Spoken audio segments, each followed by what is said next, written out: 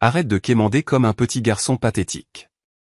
Ma femme avait dit ça sans même lever les yeux de son téléphone. Ce soir-là, j'ai enlevé mon alliance et j'ai commencé à élaborer un plan. 3 mois plus tard, elle pleurait au tribunal pendant que je repartais avec tout. Son erreur?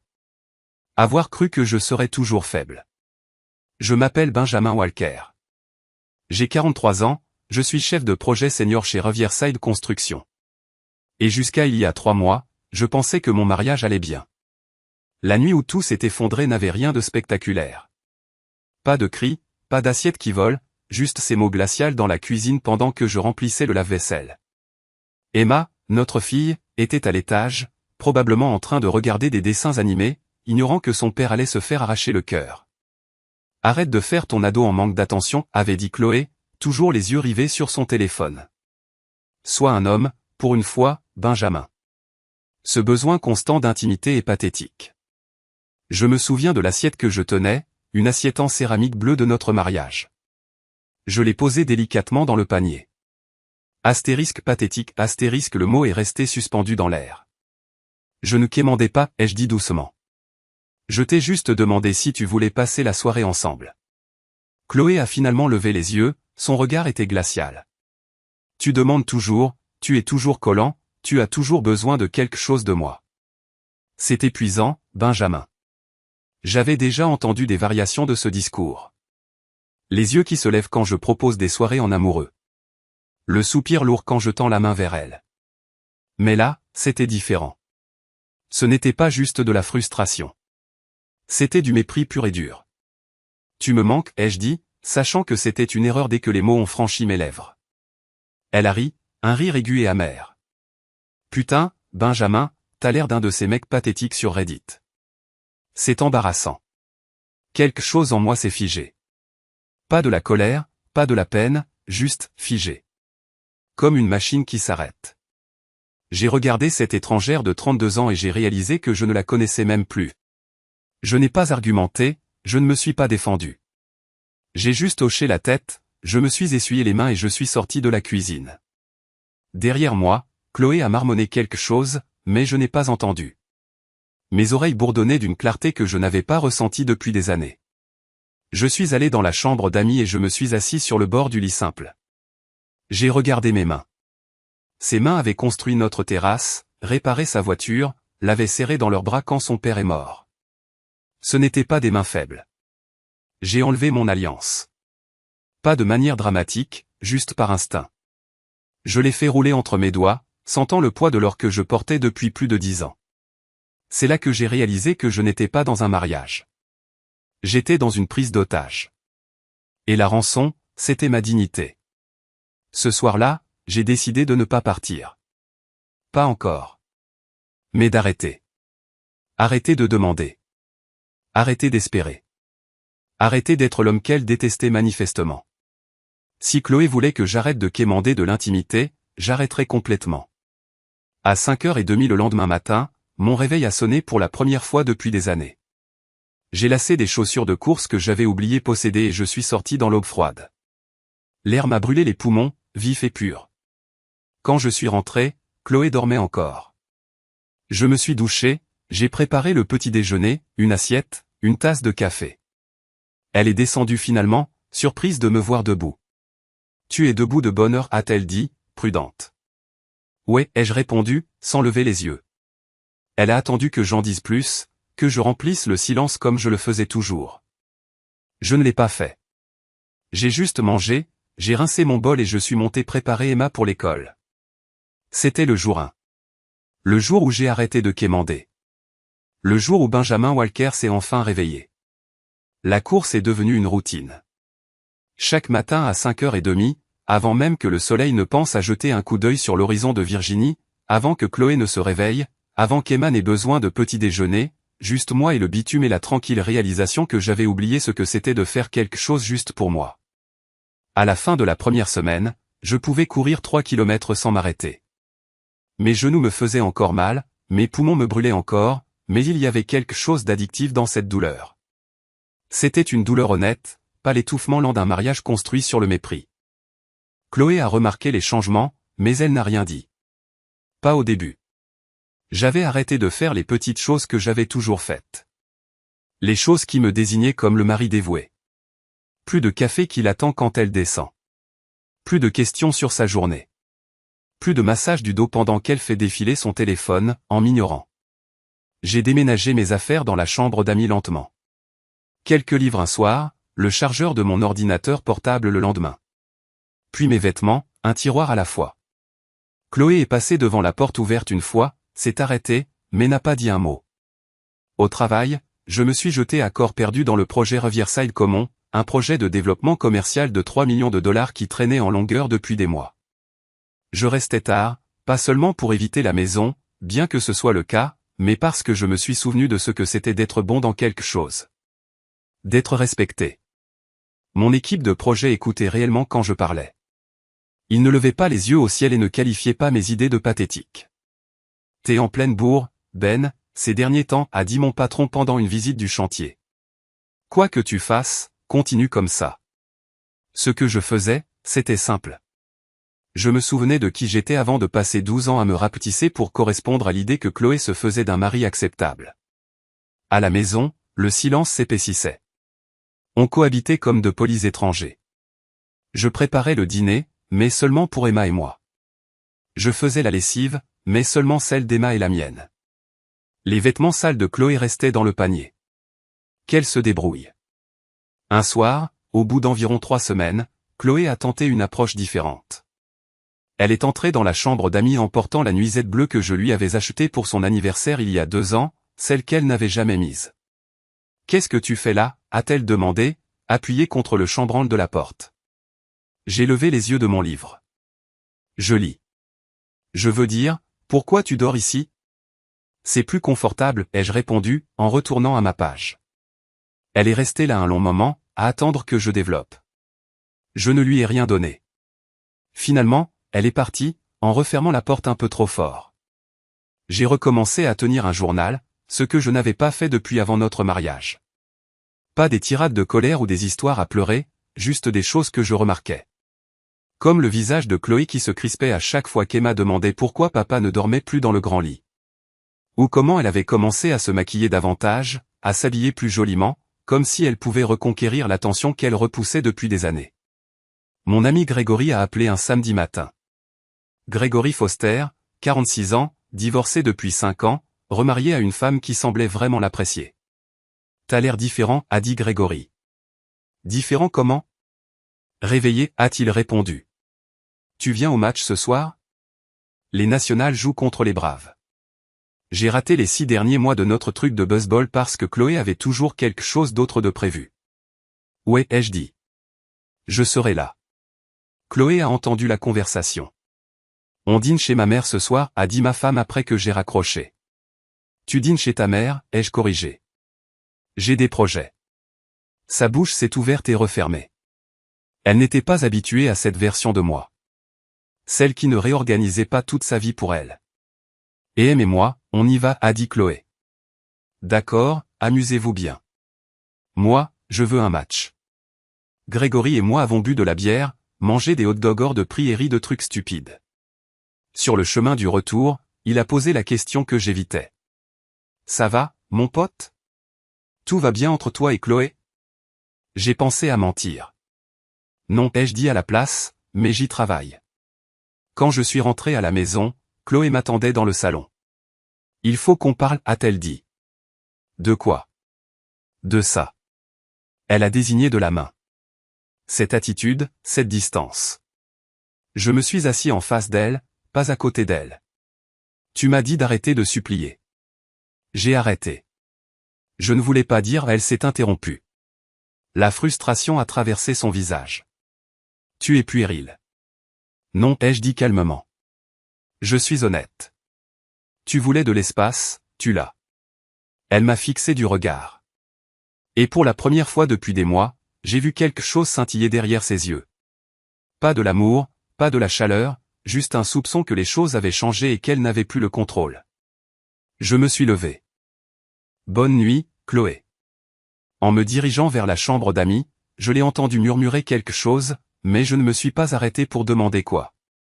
Cette partie de moi, celle qui avait besoin de savoir, de réparer, de courir après, avait disparu. 2 mois après le début de ma transformation, j'ai trouvé un relevé de carte de crédit.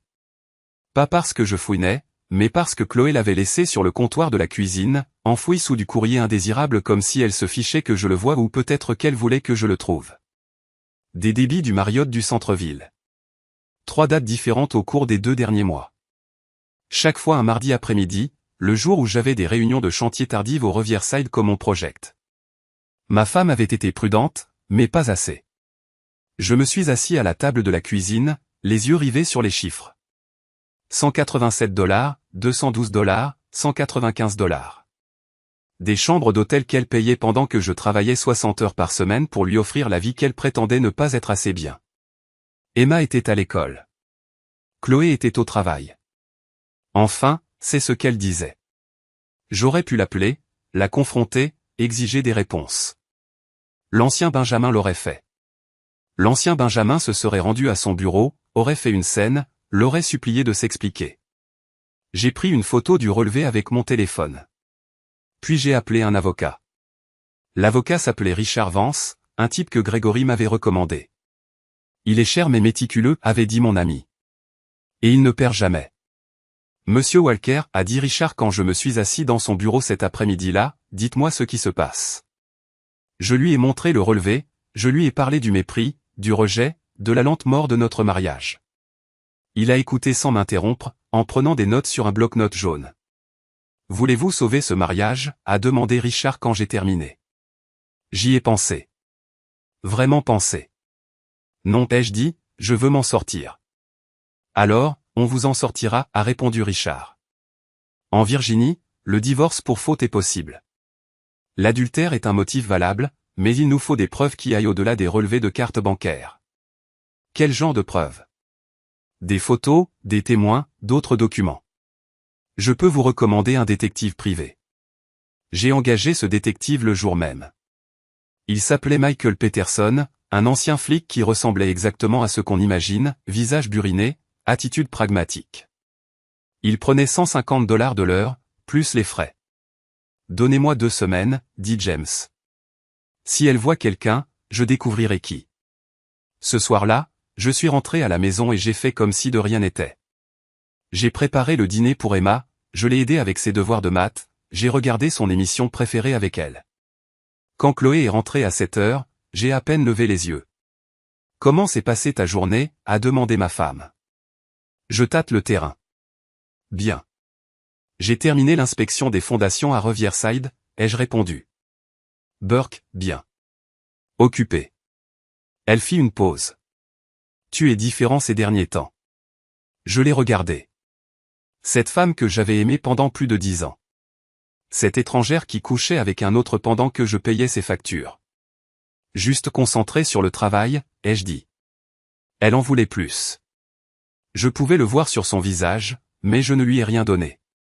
Ce soir-là, elle a retenté le coup avec une nuisette, un sourire sensuel, une simulation d'intimité. Je lisais dans la chambre d'amis quand elle est apparue. Ben, dit Chloé doucement. On peut parler? De quoi? Elle s'est assise sur le bord du lit, assez près pour que je sente son parfum, le parfum coûteux que je lui avais offert à Noël. De nous. J'ai l'impression qu'on s'éloigne. L'ironie m'a presque fait rire. Tout va bien, Chloé. Non, ça ne va pas. Tu dors ici. Tu me parles à peine. Tu es tout le temps parti. Je travaille, ai-je dit. Je construis une carrière, je subviens aux besoins de notre famille. Ce n'est pas ce que tu voulais? Un homme qui agisse comme un homme. Elle a tressailli en entendant ses propres mots lui revenir en pleine figure. Je ne voulais pas dire ça comme ça. Si, tu le pensais. J'ai fermé mon livre. Il y a quelque chose de précis dont tu as besoin, Chloé? Parce que j'ai une réunion tôt demain. Elle m'a fixé, les larmes aux yeux. Vrai ou joué? Je n'en savais plus rien. J'ai besoin de retrouver mon mari. Ton mari a arrêté de supplier, ai-je dit doucement. Tu l'as dit très clairement. Elle a quitté la pièce sans un mot de plus. J'ai pris mon téléphone et j'ai envoyé un message à James, le détective. Elle commence à s'inquiéter. Mardi après-midi, Maria en centre-ville. Sa réponse est apparue 30 secondes plus tard. Je serai là. James m'a appelé mercredi matin, 6 jours après le début de la filature. J'étais sur le chantier de Riverside, en train de revoir les plans avec mon chef d'équipe, quand mon téléphone a vibré. Monsieur Walker, il faut qu'on se voie. J'ai ce qu'il vous faut, a dit le détective. Nous nous sommes rencontrés dans un boui-boui à 20 minutes de chez moi. James a fait glisser une enveloppe cartonnée sur la table, le visage de Pierre. Votre femme a une liaison, a-t-il dit. Un type qui s'appelle Dustin Dixon. Il se rencontre au Marriott tous les mardis depuis au moins 3 mois, probablement plus. Dustin Dixon. Le nom m'a frappé de plein fouet. Dustin Dixon, le type qui a rendu ma vie impossible au lycée. Le joueur de foot qui me balançait dans les casiers, qui se moquait de moi devant les filles, qui me traitait de faible à la moindre occasion. Vous le connaissez, a demandé James, lisant sur mon visage. Ouais, ai-je dit, la voix neutre. Je le connais. J'ai ouvert l'enveloppe. Des photos de Chloé entrant dans l'hôtel, de Dustin la rejoignant dans le hall, d'eux qui s'embrassaient dans le parking. Horodatage, date, tout. Il y a plus, a dit James. J'ai fait une vérification des antécédents. Dixon est marié depuis 10 ans. 3 enfants. Sa femme n'en a aucune idée. Bien sûr, il était marié. Bien sûr, Chloé avait choisi le seul type capable de m'humilier à tous les niveaux. Qu'est-ce que vous voulez faire avec ça, a demandé James.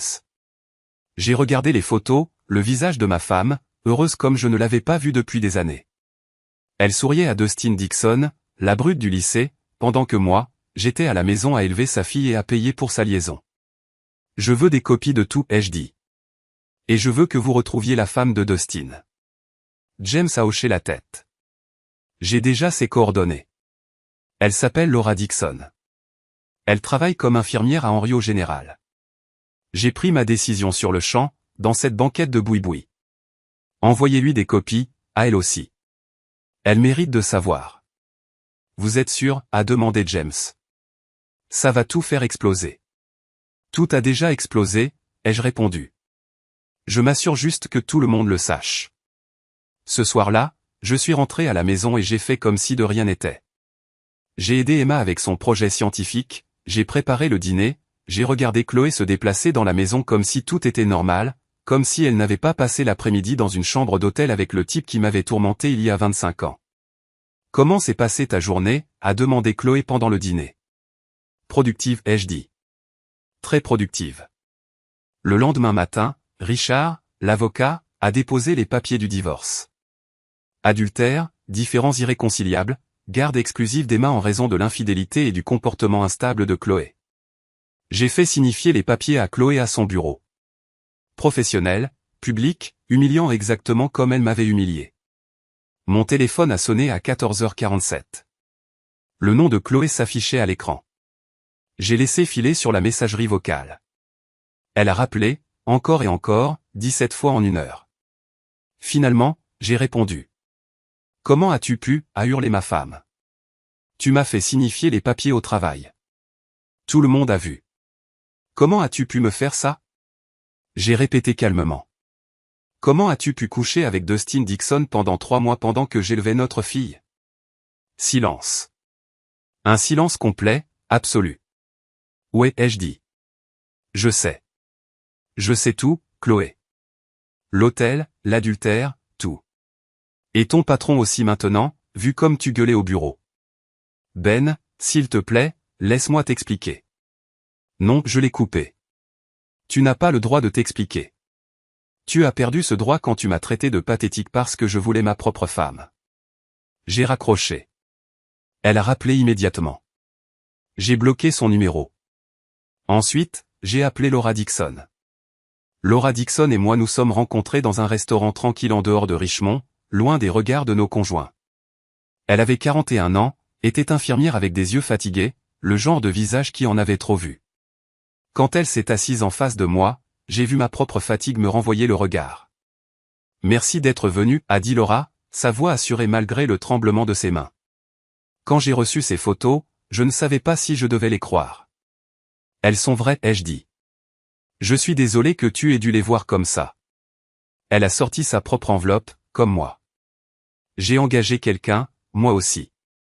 Après que tu aies envoyé le premier lot, je voulais être sûr. Elle a étalé des photos sur la table. Différents angles, différentes dates, la même trahison. Il se trouve que Dustin fait ça depuis des années. Différentes femmes. J'étais juste trop conne pour le voir. Tu n'es pas conne, ai-je dit. Tu as fait confiance à ton mari. Ce n'est pas de la connerie. Laura a ri, un rire amer. Mon avocat dit que j'aurai tout. La maison, la plupart des biens, la garde principale des enfants. Dustin risque un droit de visite supervisé au mieux. Bien, ai-je dit, le pensant vraiment. Nous avons parlé pendant 2 heures, comparé nos calendriers, partagé les coordonnées de nos avocats, élaboré une stratégie. À la fin, nous avions formé une alliance. 2 personnes détruites par la même trahison, travaillant ensemble pour s'assurer que nos conjoints en subissent les conséquences. Les parents de Chloé ne sont toujours pas au courant. J'ai mentionné que je dînais avec eux la semaine prochaine. Les yeux de Laura se sont aiguisés. Tu devrais leur dire. Mes beaux-parents ont été horrifiés quand ils ont découvert ce que Dustin avait fait. Ils l'ont complètement rayé de la carte. Ça m'a donné une idée. Le dîner avec les parents de Chloé a eu lieu un samedi soir. Juste moi et Emma, comme je l'avais demandé. Sa mère, Patricia, a ouvert la porte, déjà inquiète. Benjamin, où est Chloé, a demandé Patricia. C'est de ça que je dois vous parler, ai-je dit. Son père, Donald, était assis dans son fauteuil inclinable, sentant que quelque chose de mauvais se préparait. Je ne me suis pas retenu. Je leur ai tout raconté. Le mépris, le rejet, la liaison avec Dustin Dixon. Je leur ai montré les preuves, les factures d'hôtel, les photos. Patricia a pleuré. La mâchoire de Donald s'est serrée si fort que je pouvais voir les muscles travailler. Je n'arrive pas à croire qu'elle ferait ça, a murmuré Patricia. Pas notre Chloé. Je suis désolé, ai-je dit. Mais vous devez savoir ce qu'est devenue votre fille. Donald s'est levé, s'est dirigé vers la fenêtre. Que attends-tu de nous, mon garçon? Juste la vérité quand elle essaiera de maquiller tout ça, ai-je dit, parce qu'elle le fera. Elle fera de moi le méchant. J'ai juste besoin que vous vous souveniez de ce que vous avez vu ici ce soir. Ils ont acquiescé. Plus que ça, ils étaient furieux. Patricia a appelé Chloé ce soir-là, et j'ai entendu dire plus tard que ça s'était terminé avec Chloé sanglotant et sa mère lui disant des choses comme honte et déception. Au travail, j'ai obtenu la promotion que je convoitais depuis 2 ans. Directeur régional, supervisant 3 grands projets à travers la Virginie. L'augmentation de salaire était énorme, 142 000 $ et elle s'accompagnait d'options de déménagement. Mon patron m'a pris à part. Ben, tu assures ces derniers temps. Quoi qu'il se passe dans ta vie personnelle, tu l'utilises bien. Merci, monsieur. Le poste régional s'accompagne de la possibilité de déménager au bureau de Charlottesville, a poursuivi mon patron. Un nouveau départ si tu le souhaites. Pense-y. J'y ai pensé pendant, 10 secondes. J'accepte. Ce soir-là, je l'ai dit à Emma en mangeant une pizza. Juste nous deux à la table de la cuisine, comme toujours depuis que Chloé avait déménagé. Ma chérie, comment te sentirais-tu à l'idée de déménager dans une nouvelle ville, ai-je demandé. Emma, 7 ans et beaucoup trop intelligente, a levé les yeux de sa part de pepperoni. Maman viendra. Non, ma chérie. Juste nous. Elle a réfléchi un instant, puis a hoché la tête. D'accord, bon, j'ai ma propre chambre. La plus grande chambre, ai-je promis. D'accord, a-t-elle souri. On peut avoir un chien. Peut-être, ai-je dit. Et pour la première fois depuis des mois, j'ai ressenti quelque chose qui ressemblait au bonheur. Chloé a appris la nouvelle du déménagement par un avocat. Elle m'a appelé 17 fois ce jour-là. J'ai répondu une fois. Tu ne peux pas emmener Emma à Charlottesville, a hurlé ma femme. En fait, si, ai-je dit, en restant calme. Mon avocat a déjà déposé les papiers. Tu es libre de te battre, mais avec l'adultère et Emma qui dit à l'évaluateur de garde qu'elle veut vivre avec moi, tu ne gagneras pas. Benjamin, s'il te plaît. Cette conversation est terminée. Chloé, parle à ton avocat. J'ai raccroché et bloqué son numéro à nouveau. Certains ponts n'ont pas besoin d'être réparés. J'ai rencontré Stacy Harper à la salle de sport. Ce n'était pas prévu. Pas un stratagème pour rendre Chloé jalouse. J'étais sur le tapis de course, essayant d'atteindre les 11 bornes avant le boulot, quand la femme à côté de moi a trébuché et a failli tomber. J'ai appuyé sur le bouton stop et je lui ai attrapé le bras. Ça va? Elle était jeune, peut-être mi-vingtaine, avec des cheveux noirs en queue de cheval et des yeux marron gênés. Ça va, je suis juste maladroite. Merci. Pas de problème, ai-je dit, en reprenant ma course. Le lendemain, elle était là à nouveau. Même tapis, même heure. Elle a souri quand elle m'a vu. Pas de sauvetage spectaculaire aujourd'hui, promis. J'ai ri. Tant mieux. Elle s'appelait Stacy Harper. Elle avait 25 ans, graphiste pour une agence de marketing, et s'entraînait pour un semi-marathon. On a commencé à parler entre les séries. Conversation facile. Tu es là tous les matins, a remarqué Stacy un jour. Ouais, une habitude, ai-je dit. Ça me vide la tête. Année difficile, a-t-elle demandé, puis a semblé embarrassée. Désolé, ça ne me regarde pas. C'est bon. Ouais, année difficile. Divorce, surtout. Je suis désolé, a dit Stacy, et elle semblait le penser. Pour ce que ça vaut, tu as l'air de bien gérer. J'aimais qu'elle ne cherche pas à fouiller, qu'elle ne pose pas de questions.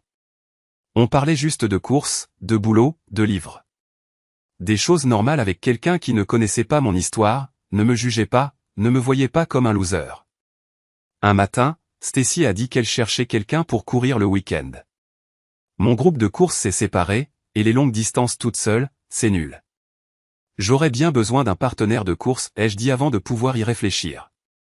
On a couru ensemble ce samedi, 16 km à travers les parcs de Richmond, en parlant de tout et de rien. Elle m'a parlé de la conception de logos et de sites web. Je lui ai parlé de construction, de voir des bâtiments s'élever à partir de plans. Tu t'illumines quand tu parles de ton travail, a dit Stacy. C'est rare. J'avais oublié que j'aimais ça. Ai-je admis. Je l'ai perdu quelque part. Après la course, on a pris un café. Rien de romantique, juste traîner ensemble. Mais j'ai remarqué à quel point il était facile de sourire avec elle. Comment elle riait à mes blagues. Comment elle me regardait comme si j'étais intéressant, pas un raté. Grégory a appelé cet après-midi. C'est qui la fille, a demandé mon ami. Quelle fille? Celle avec qui tu es allé courir. Je vous ai vu au parc. Tu avais l'air heureux. Elle s'appelle Stacy, ai-je dit. On est juste amis. Bien sûr, a dit Grégory. Mais je pouvais l'entendre sourire. Juste des amis qui te font sourire comme ça. Tant mieux pour toi, mec. Chloé l'a découvert par des amis. Elle s'est pointée à mon appartement, le nouvel endroit près de l'école d'Emma, en tambourinant à la porte à 9 h du soir. C'est qui? Elle, a exigé Chloé quand j'ai ouvert. Qui? Ai-je demandé, en restant calme. La fille avec qui tu sors. Tout le monde en parle. Elle s'appelle Stacy. On court ensemble. Pas que ça te regarde encore. Le visage de Chloé s'est crispé. Tu fréquentes déjà quelqu'un. Je ne fréquente personne, ai-je dit. Mais même si c'était le cas, tu as perdu le droit de t'en soucier quand tu as passé 3 mois à coucher avec Dustin Dixon. C'est différent. Non, Chloé, ça ne l'est pas. Maintenant, fous le camp avant que j'appelle la police pour harcèlement. Elle est partie, et je suis resté planté dans l'encadrement de la porte en ressentant quelque chose que je n'avais pas ressenti depuis des années. Pas gagné, exactement, juste savoir que je n'avais plus besoin de son accord. Le texto est arrivé de la sœur de Chloé, Amy, un mardi matin. On peut se voir? C'est important. Amy et moi nous étions toujours bien entendus. Elle avait 28 ans, était raisonnable, rien à voir avec Chloé. On s'est retrouvés dans un café près de VCU, et elle avait l'air à plat. Je dois m'excuser pour ma sœur, a dit Amy avant même que je m'asseye. Ce qu'elle t'a fait, c'est impardonnable. Tu n'as pas à t'excuser pour ses choix, ai-je dit. Il faut bien que quelqu'un le fasse. Amy a remué son café, sans le boire. Elle m'appelle tous les jours en pleurant, en disant que j'ai ruiné sa vie. Mais je connais la vérité, Ben. Je sais depuis des mois qu'il se passait quelque chose. Amy a sorti son téléphone. Regarde ses textos. Chloé se vantant de Dustin, de l'aventure, à quel point c'était chaud. Des captures d'écran datant d'il y a 6 mois. Elle t'a vraiment raconté tout ça. Ma mâchoire s'est serrée. Elle m'a tout dit, a dit Amy doucement. A dit que tu étais ennuyeux. Que Dustin lui faisait revivre. Je lui ai dit qu'elle était en train de détruire sa famille. Elle a ri. A dit, tu ne partiras jamais, tu es trop faible. Ce mot, astérisque faible astérisque, a frappé fort, comme toujours. Elle avait tort, ai-je dit. Dieu merci. Amy a tendu la main à travers la table.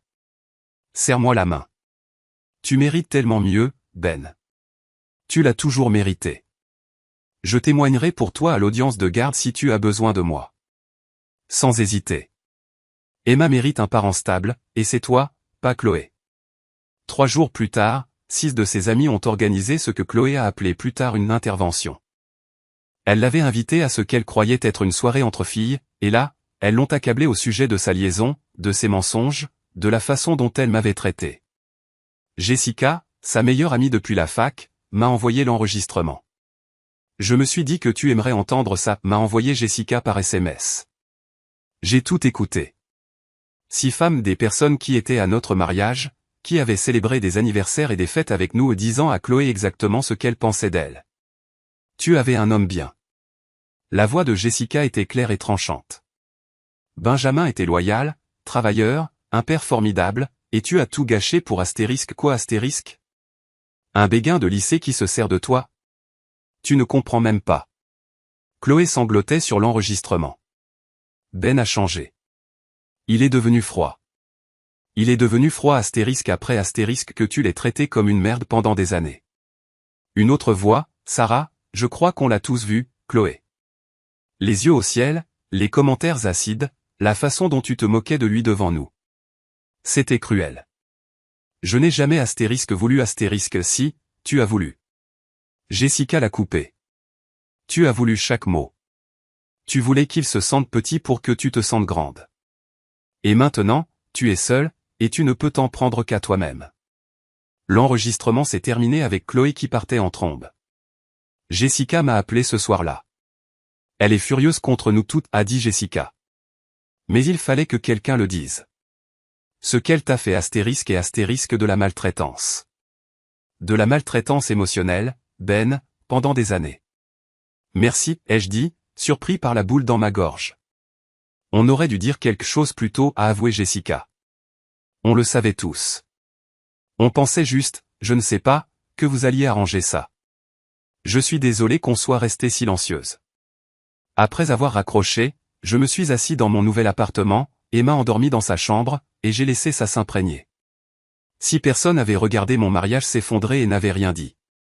Mais au moins, elle prenait la parole maintenant, confirmant ce que je ressentais depuis des années. L'évaluation de la garde avait lieu la semaine suivante. Une psychologue du tribunal a interviewé Emma seule, puis moi, puis Chloé.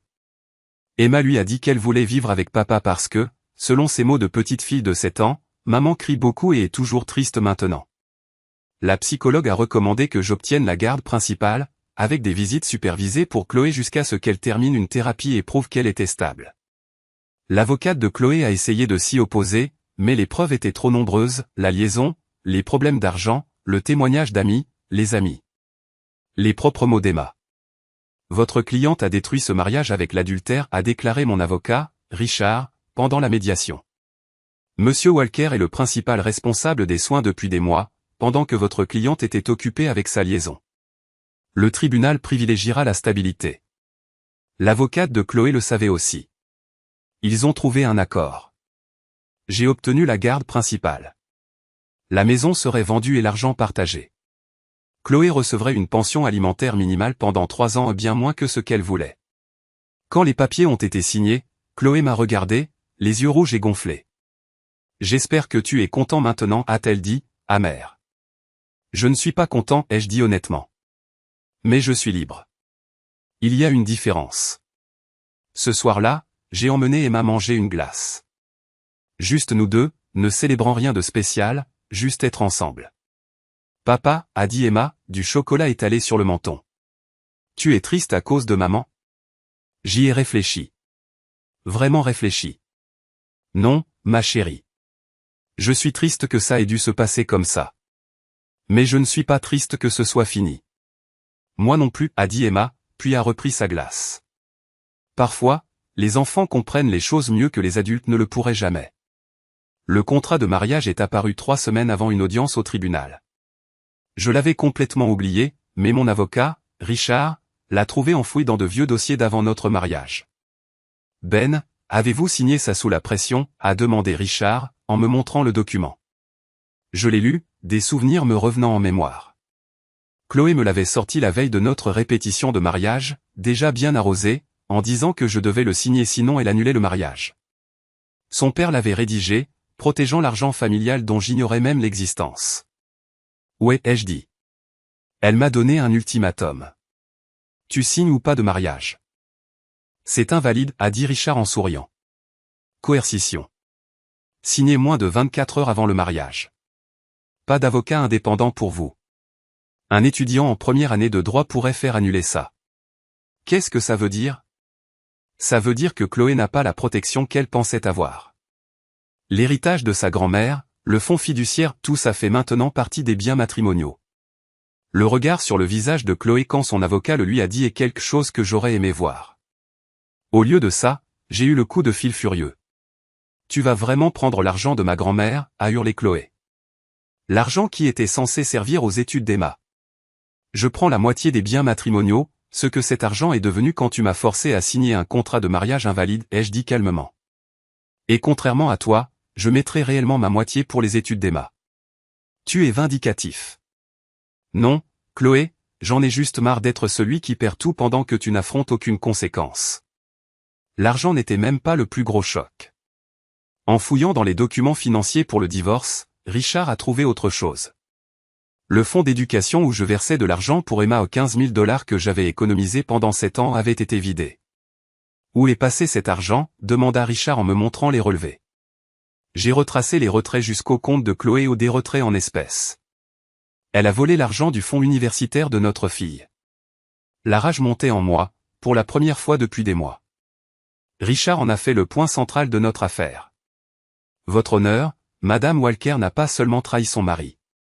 Elle a volé l'avenir de son propre enfant pour financer sa liaison. Le visage du juge en disait long. Chloé a tenté de dire qu'elle avait prévu de rembourser, que c'était une urgence, mais les dates coïncidaient parfaitement avec les notes d'hôtel. Elle avait pris l'avenir d'Emma pour payer ses après-midi avec Dustin Dixon.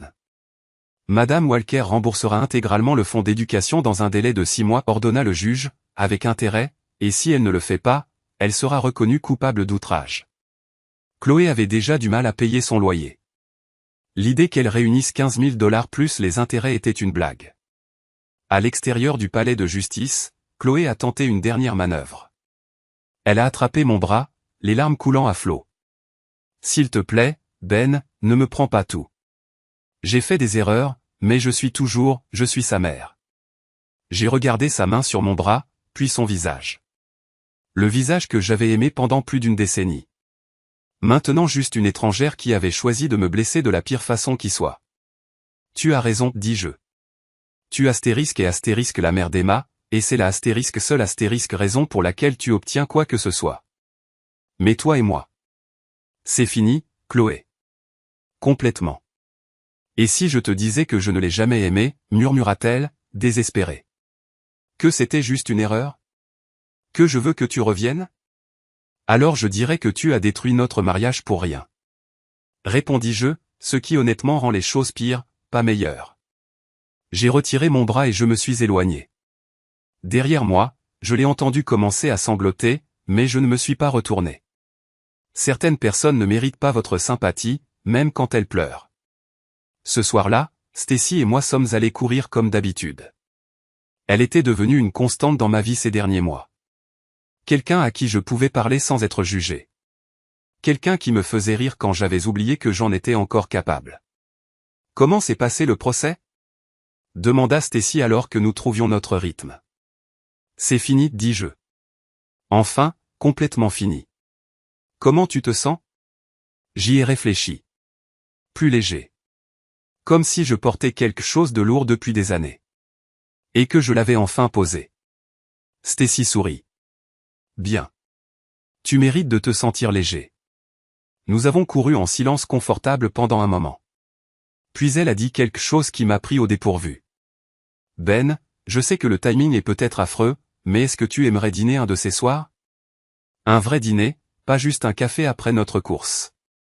Je l'ai regardée, cette jeune femme de 25 ans qui était devenue, sans que je m'en rende compte, l'une de mes amies les plus proches. Tu es en train de me demander en rendez-vous, demandai-je. Peut-être, dit Stacy, l'air soudain incertain. C'est d'accord? Je sais que tu traverses un divorce et que c'est peut-être trop tôt. Ce n'est pas trop tôt, l'interrompis-je. Et oui, j'aimerais ça. Son sourire illumina tout son visage. Wade, dis-je, et je le pensais vraiment. Ce soir-là, j'ai appelé Gregory. Je crois que je suis peut-être en train de passer à autre chose. Il était temps, dit Gregory. La vie est trop courte pour rester coincé dans le passé, mon frère. Vis là. Pour la première fois depuis des années, j'ai réellement cru que je le pouvais. Le déménagement à Charlottesville a eu lieu par une matinée d'octobre fraîche et claire. Emma était excitée, rebondissant sur le siège avant du hall alors que nous roulions vers l'ouest depuis Richmond. Derrière nous, notre ancienne vie s'estompait dans le souvenir. Papa, notre nouvelle maison aura un jardin, demanda Emma pour la 10e fois. Oui, dis-je en souriant. Assez grand pour ce chien dont on a parlé. Vraiment? Ses yeux s'écarquillèrent. Vraiment? On ira au refuge le week-end prochain. L'entreprise de conseil que j'avais lancée en parallèle avait décollé plus vite que je ne l'avais prévu. Conseil en gestion de construction pour les promoteurs immobiliers, quelque chose que je pouvais faire à distance tout en gérant mes fonctions de directeur régional.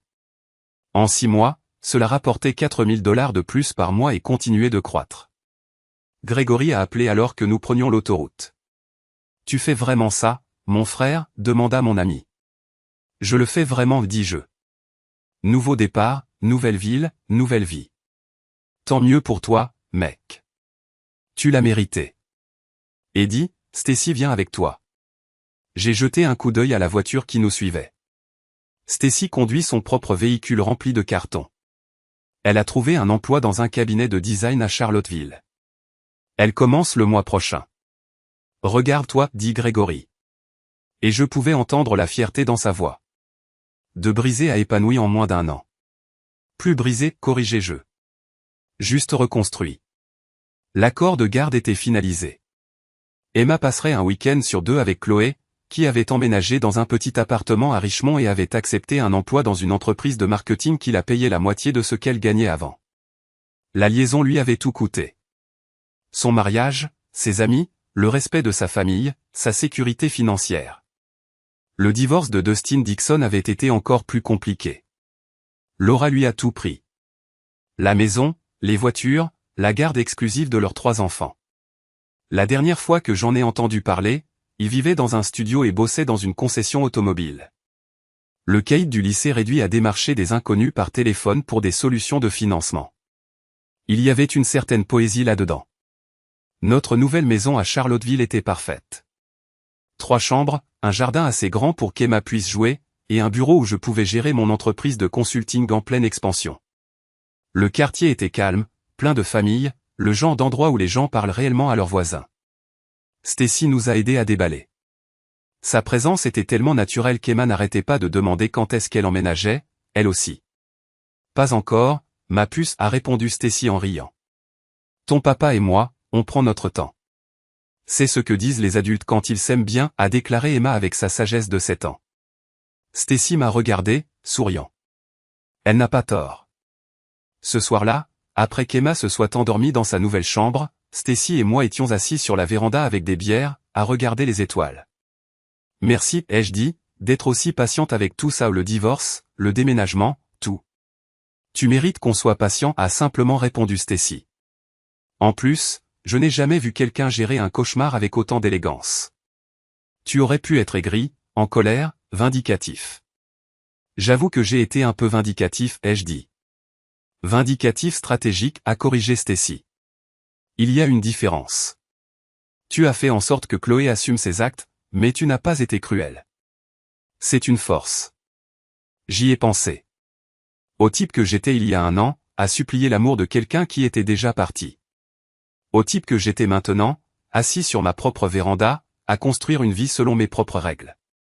J'avais oublié qui j'étais. À un moment donné, je l'ai laissé me convaincre que j'étais moins que ce que je suis, ai-je dit. Récupérer ça, me rappeler que je ne suis pas pathétique ou faible ou toutes les choses qu'elle disait. C'est ça, la vraie victoire. Stacy a posé sa tête sur mon épaule. Tu es la personne la plus forte que je connaisse, Ben. Ne l'oublie plus jamais. Le week-end suivant, nous sommes allés au refuge pour animaux. Emma est tombée raide dingue d'un croisé Golden Retriever nommé Cooper, 3 ans, avec une queue qui n'arrêtait jamais de remuer. On peut, papa, s'il te plaît, a supplié Emma. Oui, ma chérie. On peut. En regardant Emma jouer avec Cooper dans notre jardin cet après-midi-là, j'ai ressenti quelque chose que je n'avais pas ressenti depuis des années, un bonheur complet, inconditionnel. Non pas malgré ce que j'avais traversé, mais grâce à ça. Le feu avait consumé tout ce qui était faible, ne laissant que ce qui était assez fort pour survivre. Mon téléphone a vibré. Un SMS de Chloé. Astérisque on peut parler, astérisque je l'ai supprimé sans répondre. Certaines conversations ne valent pas la peine d'être tenues. 8 mois après le déménagement, la vie avait trouvé un rythme que je n'aurais jamais imaginé possible. Emma s'épanouissait dans sa nouvelle école, se faisant des amis facilement. Ses notes? Excellentes. Le chien, Cooper, était son ombre. Tous les matins, nous nous promenions tous les 3 dans le quartier avant l'école. Emma bavardait sur sa journée pendant que Cooper chassait les écureuils. Mon entreprise de consulting avait explosé. J'avais embauché 2 employés, d'anciens collègues de Riverside Construction, et nous rapportions 15 000 $ par mois de chiffre d'affaires. Le poste de directeur régional dans la nouvelle société de promotion immobilière me tenait occupé, mais le travail de consulting était à moi. Construit à partir de rien. La preuve que je pouvais créer le succès selon mes propres règles.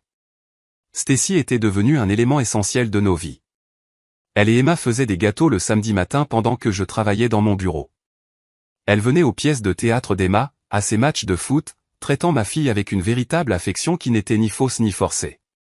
Nous n'avions pas emménagé ensemble. Nous voulions tous les deux prendre notre temps, mais la conversation était en cours. Emma m'a demandé aujourd'hui si j'allais être ta belle-mère, a dit Stacy un soir après qu'Emma se soit couchée.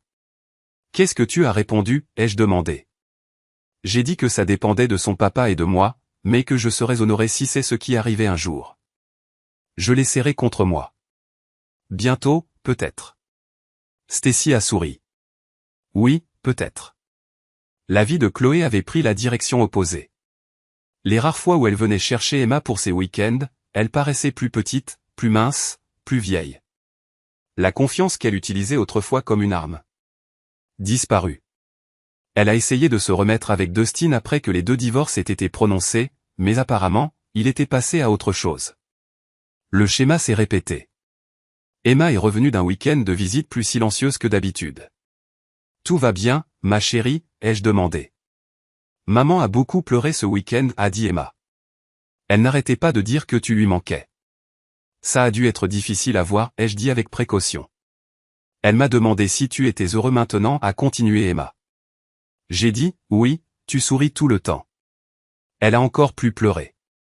Je me suis agenouillé au niveau d'Emma. Ta maman a fait des choix qui ont blessé notre famille.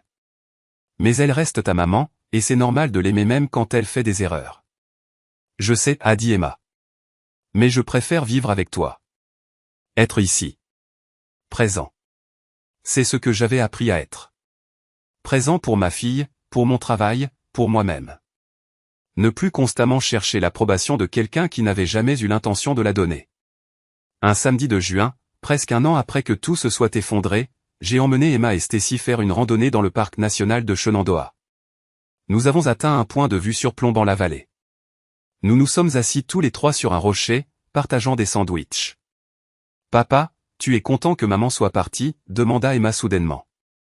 Stacy s'est crispée à mes côtés, mais j'ai pris la question au sérieux.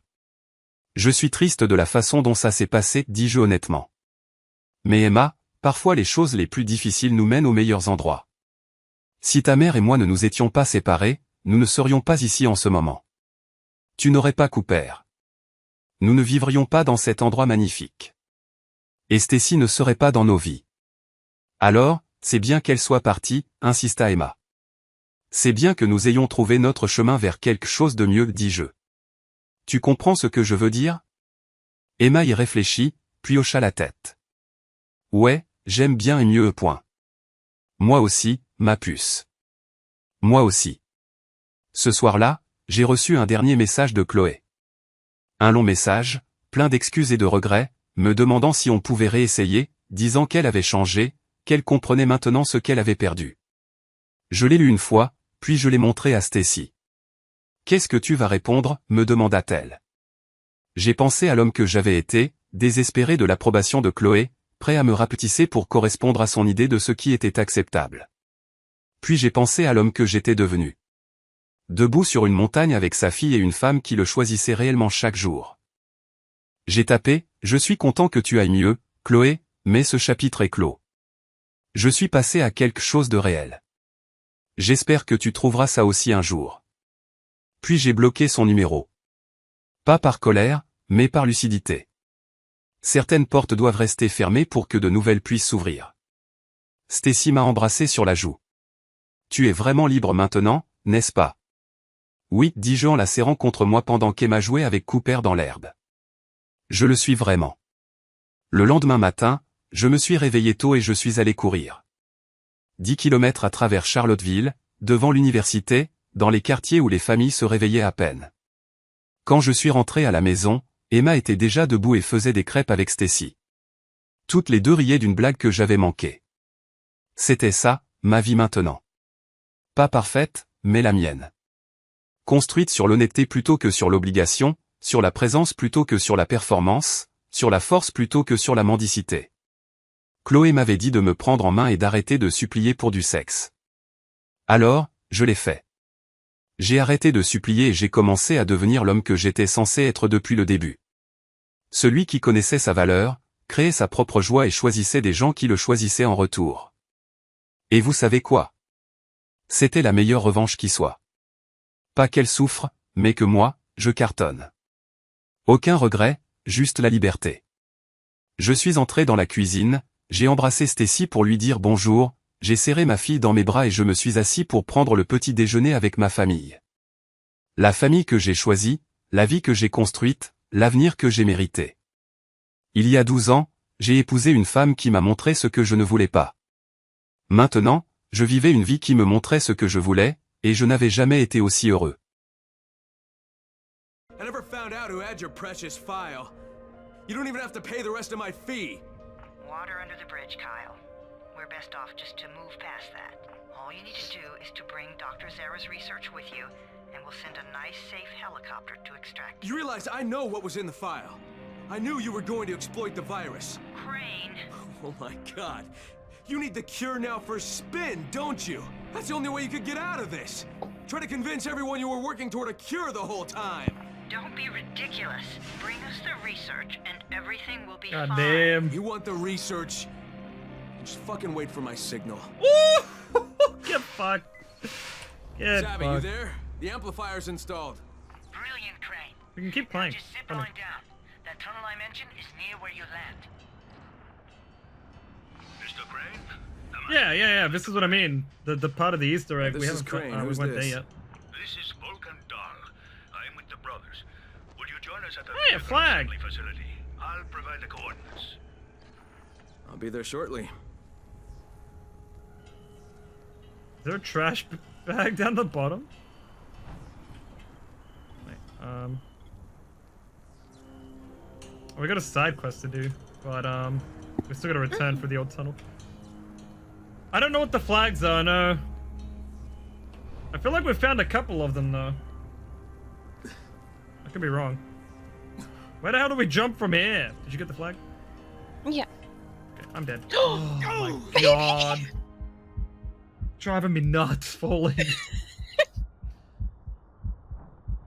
Are you like close? Right. Oh, you. Oh.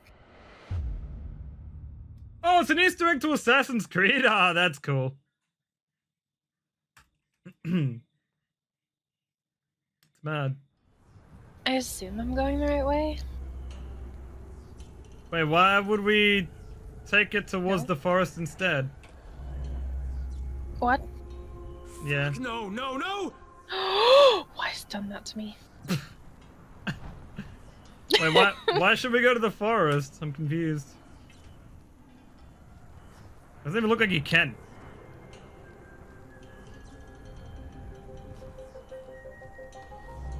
Wait, which forest? There's 2 different zip lines. The left one? This one's blocked. You literally can't take that one.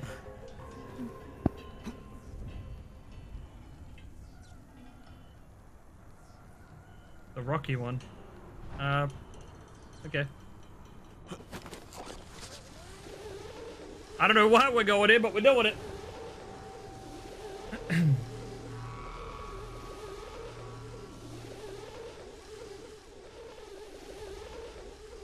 Where the fuck does this put us?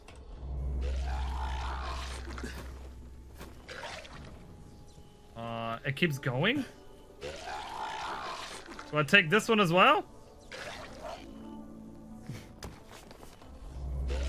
This goes all the way out of the fucking map.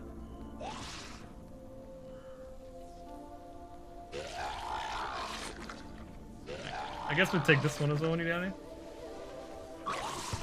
Ow. Which one? This one. I don't know what it's for.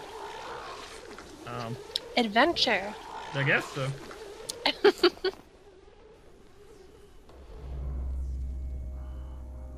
I'm gonna take 4 damage jumping down here. Ow. Okay. Oh, fuck me sideways. Wait, are we going in the water? I'm just climbing these rocks. And this is to look for a flower. Yeah.